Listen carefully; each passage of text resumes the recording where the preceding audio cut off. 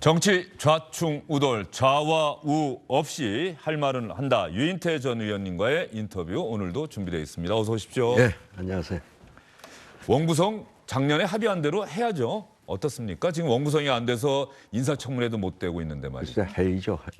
해야 되는데 먼저 저쪽이 또 여야 합의를 하나 깼잖아요. 그 직전에. 검수완박 법안 협상 과정에서. 검수완박이란 표현 나는 안 쓰니까. 검수상축. 하여튼 어쨌든 그러면 그 정신에 맞춰서 하겠다는 약속을 해주고 그 의총까지 통과됐던 거니까 뭐죠? 왜 그 저 사개특위인가 구성하기로 돼 있죠.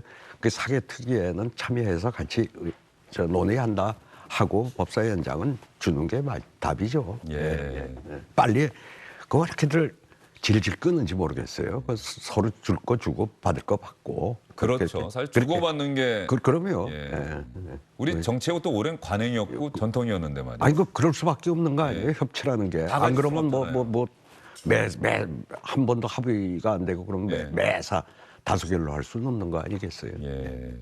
유인태 전 의원님 말씀 좀. 지금 박홍근 민주당 원내대표가 어쨌든 이건 정권을 갖고 있는 거겠죠. 비대위가 출범했다고 하더라도 원내일은 박홍근 그렇죠. 원내일은 원내대표가 해야 되는 원내대표가 하는 거죠.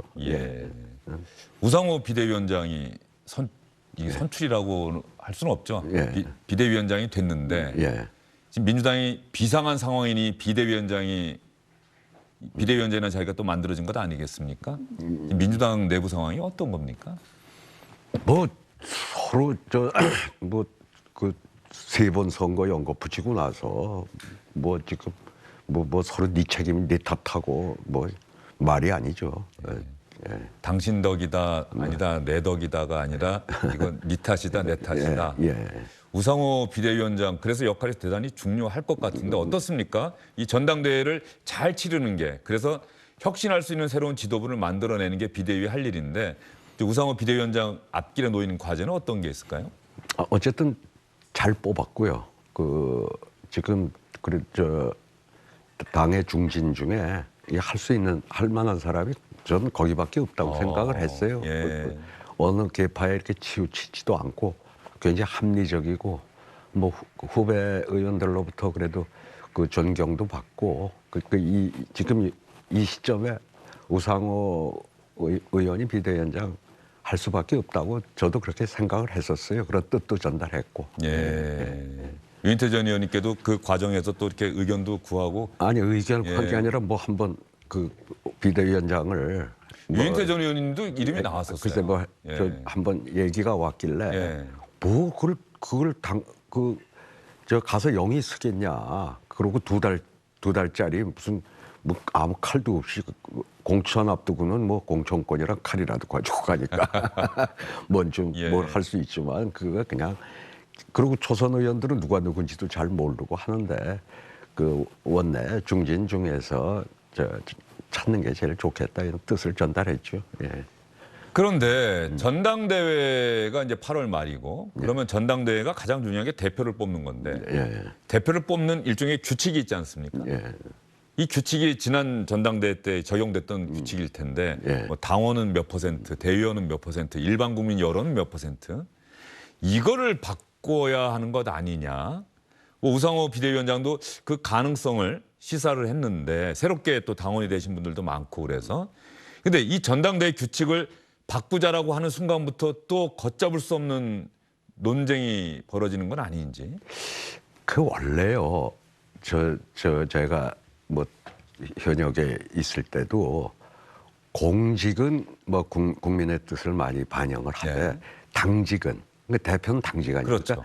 그거는 당원들한테 주는 게 사실 정당 정치가 뿌리 내린 다른 선진 민주 국가에서도 그게 관례입니다.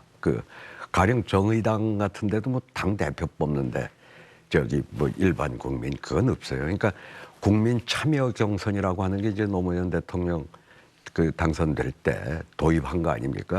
국민에게 개방하잖아요. 그거는 누구든 신청하면 다 같은 한 표를 행사하는 거 아닙니까? 근데 이제 이건 당직이란 말이죠. 그럼 당직은 원래 당원에게 주는 게 저는 원론적으로는 맞다고 생각을 해요. 그러니까 대의원 그리고 아시다시피 옛날에 우리 예를 들어 우리 정당사에서 획기적인 일이 있을 때 뭐 가령 그때 진산이 지명한 김영삼 후보를 꺾고 김대중 후보가 71년에 네. 됐다든가 또 뭐 온갖 정치 공작으로 이철승 대표를 그 당수로 뽑으려고 할 때 김영삼 그 뭐 유신 말기에 그 당수가 됐다든가 그때는요 한 1,000명 되는 대의원들이 다 뽑았어요. 아시다시피 예. 그래가지고 무슨 강목 전당대회니 뭐 온갖 공작이 난무하고 뭐 그랬지 않습니까? 예. 원래 그러니까 당직은 당원들 손에 의해서 선출이 되어온 오랜 전통을 가지고 있던 거란 말이죠. 그러니까 이제 아마 거기에 기초해서 국민 여론조사는 뭐 10%만 넣고 했더니 지금 이제 국민의당은 뭐 50대 50 했다가 대표 뽑을 때도 저 7대 3 뭐 좀 이렇게 돼 있잖아요, 여론조사. 근데 전 대표를 뽑는데도 국민 여론조사를 넣는 거를 민주당 안에서도 국민의힘 룰이 뭐 그 훨씬 좀 선진적인 거다. 우리가 뭐 가야 된다 이런 얘기들을 하는데 전 잘 모르겠어요. 그거 당 대표 뽑는 것까지도 뭐 대통령 후보를 뽑는 것도 아니고 그렇게 국민 여론조사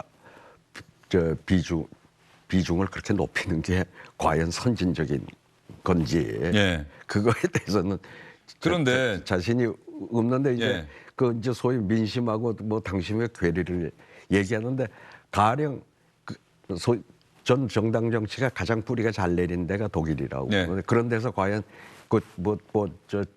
그 당수가 되면은 집권당 당수는 총리가 되잖아요.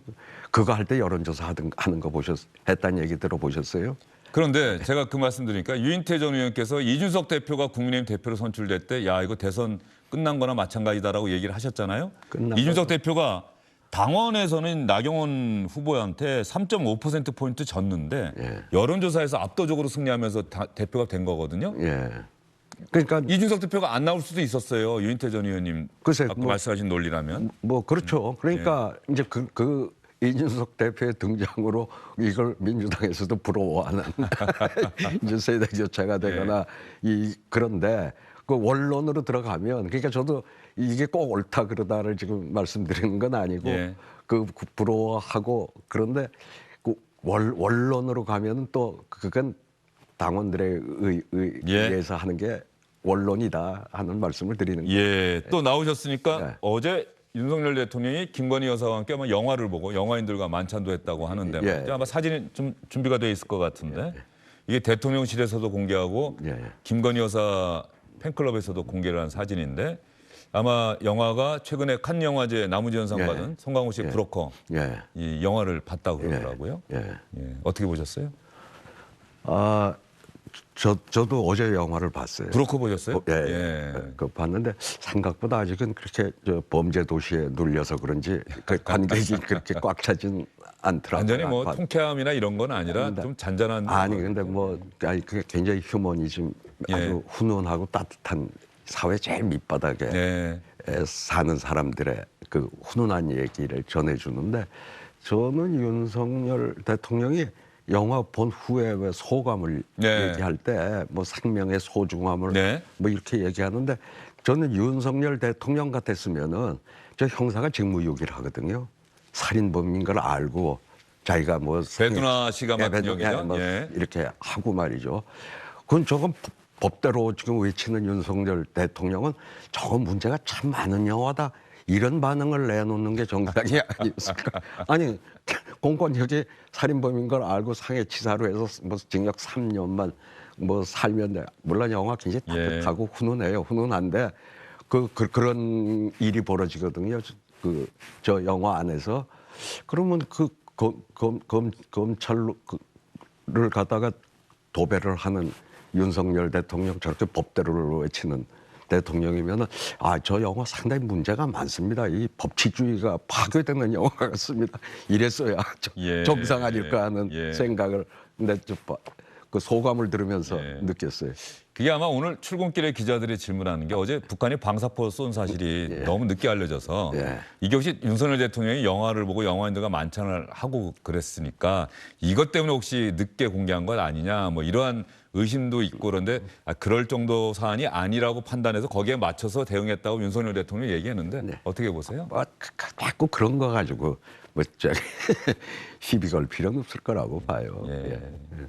국민의힘에서도 이준석 대표를 흔들려고 하는 시도가 있고 또 이준석 대표를 비판하는 목소리도 있고 뭐 윤리가 이제 24일에서 27일로 연기가 된다고 하는데 집권 여당이 되면 여당 내부에서도 새로운 어떤 주도권 이제 새로운 정부 여당 권력을 담당하게 됐으니까 늘 있는 일이죠. 어떻습니까? 뭐 그렇겠죠. 그런데 이를테면은 정치 신인 아니에요. 윤석열 대통령이.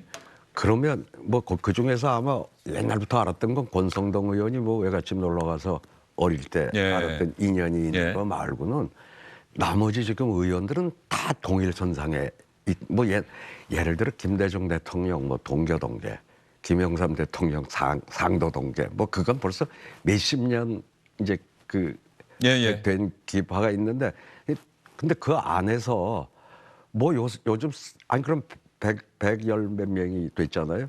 다 똑같이 선거운동 열심히 했잖아요. 100열 몇 명이 다 윤석열계 하면 된 그렇게 해야지. 거기서 또 얼마가 모여가지고 뭐 친윤계를 지금 친윤계라고 하면 거기에 초대받지 못했거나 아닌 사람들은 또 얼마나 서운하겠어요. 전 뭐 오래된 뭐 정치 이제 시작한 윤석열 대통령한테 친윤계라고 하는 걸 따로 그렇게 굳이 그 100여 명 국회의원 중에서 그렇게 분리하는 게 과연 이 국정 운영하는 데 도움이 될런가 모르겠어요. 알겠습니다. 오늘도 윤희태 전 의원과의 거침없는 인터뷰였습니다. 말씀 잘 들었습니다. 주영진의 뉴스 브리핑 잠시 후에 다시 돌아오겠습니다. 아주 멀리 왔다고 생각했는데 돌아가 볼 곳 없네.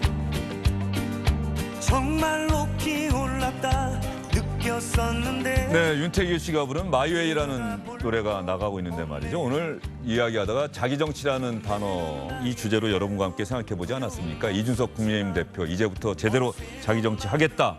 우상호 민주당 비대위원장 수박이라는 단어 쓰는 사람 가만두지 않겠다. 정치인은 누구나 큰 꿈을 안고 자기 정치를 하는 것이겠죠. 자기 정치를 하되 그 자기 정치가 국민의 생각과 감성 일치하는지 그 부분이 가장 관건이 되지 않을까 싶습니다. 마이웨이라는 노래에 보면은 누구나 한 번쯤은 넘어질 수 있지만 여기서 주저앉아 있을 수는 없다. 지쳐 쓰러지는 날까지 일어나 한 번 더 부딪혀 보는 거야. 마이웨이. 마이웨이라는 노래와 함께 주영진의 뉴스 브리핑은 오늘 여기서 인사드리도록 하겠습니다. 시청해주신 여러분 고맙습니다. 내가 가야 하는 이 길에 지쳐 쓰러지는 날까지 일어나 한 번 더 부딪혀 보는 거야. 안녕하십니까, 주영진입니다. 더 많은 뉴스와 라이브 이벤트를 보고 싶으시다면 화면 오른쪽을 눌러서 구독해 주시기 바랍니다. 저희 SBS 앱을 다운로드 받으시면 뉴스 속보 알림도 받아보실 수 있습니다. 텔레비전으로도 SBS 뉴스, 유튜브로도 SBS 뉴스 잊지 마시기 바랍니다.